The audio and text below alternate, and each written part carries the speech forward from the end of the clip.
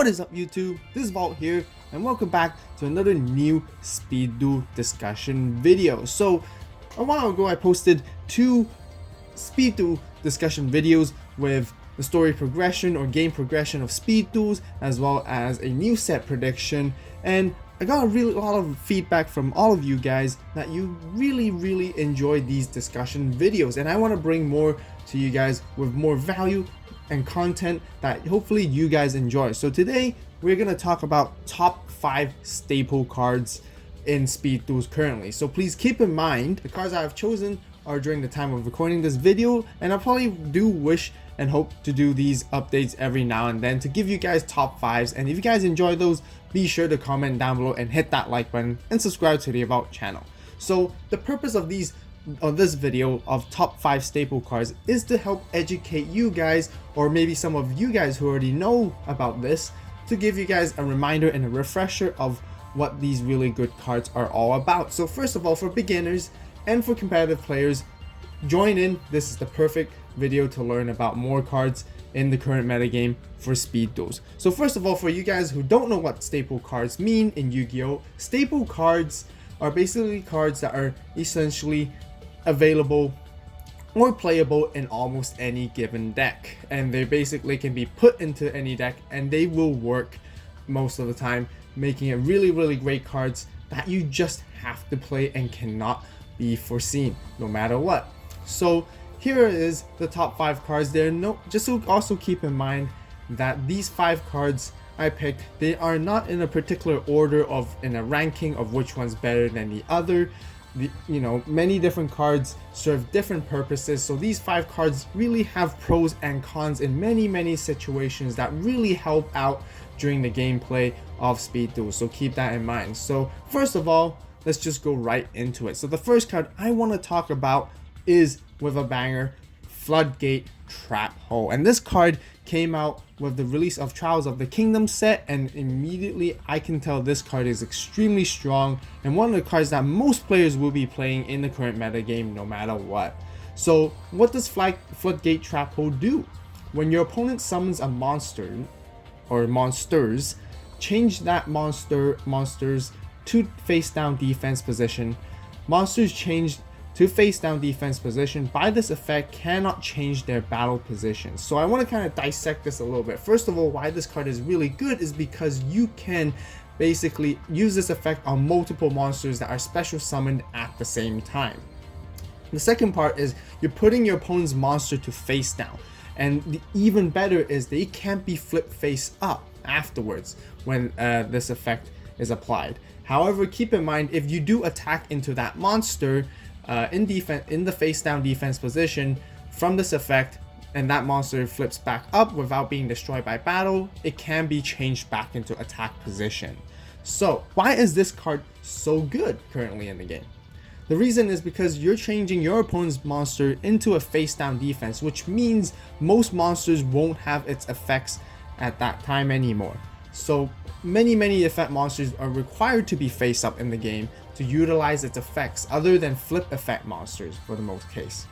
And not only you're flipping a monster down face down, making it useless for your opponent, you're also taking up one extra monster slot or monster zone of your opponents, which makes it difficult for them to play around it and become a huge problem for them during the later game, as that monster zone is completely filled up, and the only really play around this is usually by tributing those monsters or somehow getting rid of them by destroying. So the second card on this list is Kunai with Chain, and I personally feel like this card is also essentially really powerful in the current game. I would say it's second to the best of Floodgate Trap.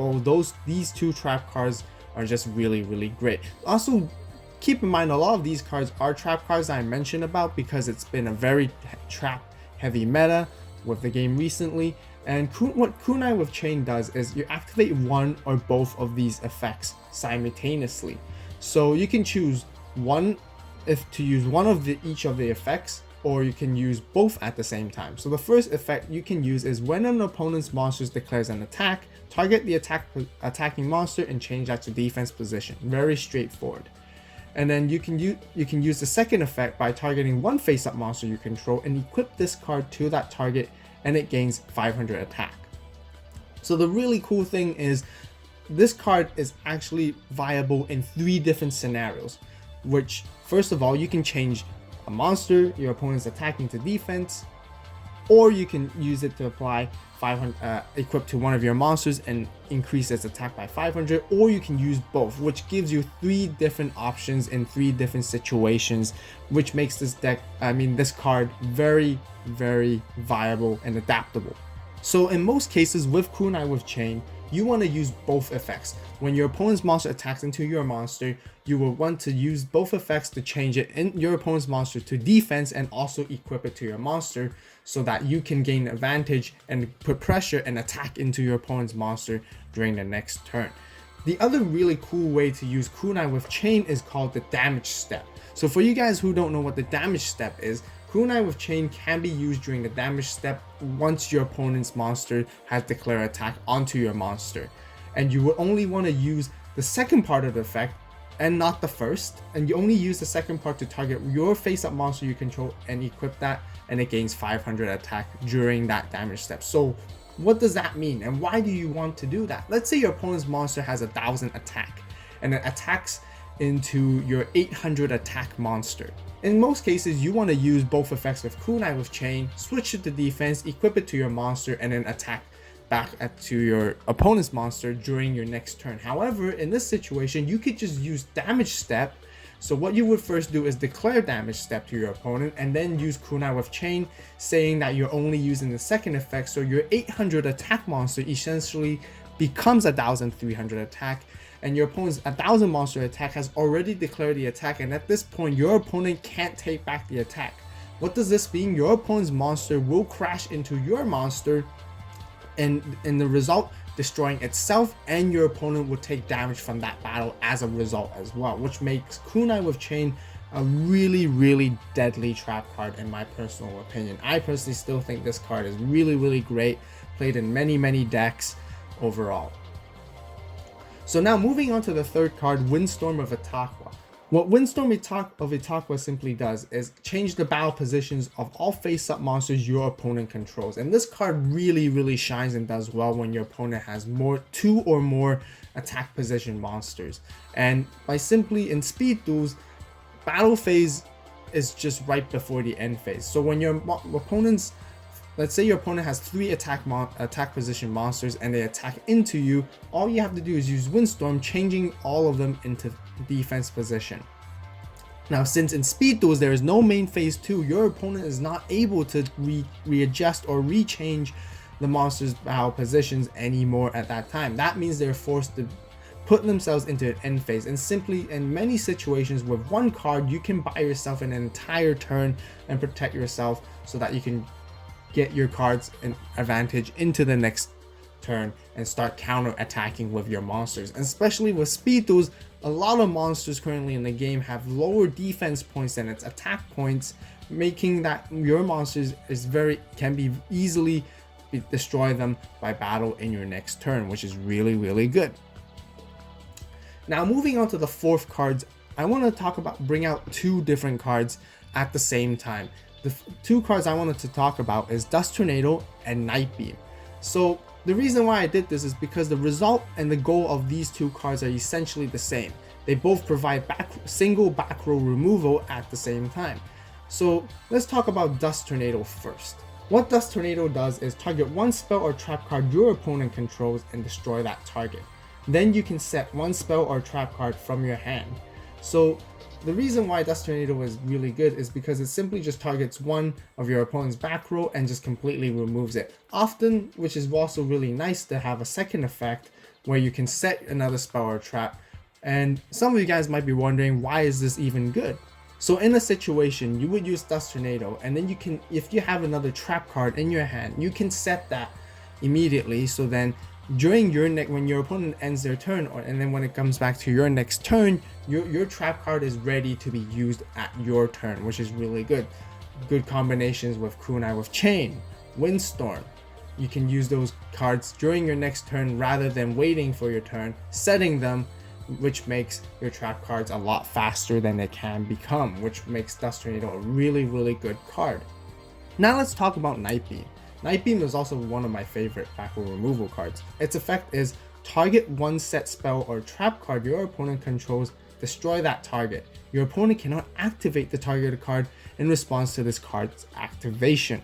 So why is this card just as good as Dust Tornado? Although the downside is you can only target a set spell or trap card your opponent controls. However, your opponent can't respond to it at all, which is a really neat part, such as, you know, they can't play Windstorm against you. However, the second part is pretty neat and pretty nice to have, but the main reason why this card is in some situations is better than Dust Tornado is simply because it's a spell card. When it's a spell card, it's so much more handy that you can use it immediately during your turn and then go in for an aggressive play. So Night Beam is really good for an aggressive play style when you really want to go all in.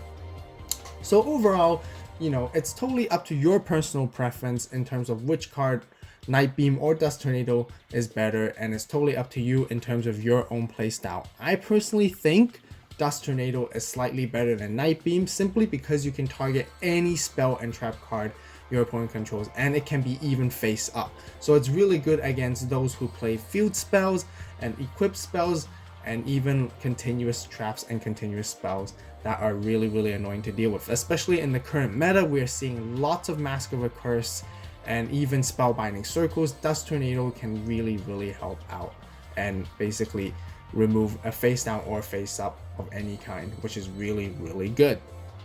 Last but not least, the fifth card I wanted to talk about is Eradicating Aerosol. And along with this card, I actually do want to bring out another card along at the same time. So another 2-card combo right here is also Hidden Parasite. The Hidden Parasite and Eradicating Aerosol is essentially designed to work together no matter what. So they can be seen as one and they work really great. This came out with the release of the starter decks, Ultimate Predators, within Weevil's Underwood's deck, which is really cool. So what does Eradicating Aerosol do? It simply just destroys all insect monsters on the field.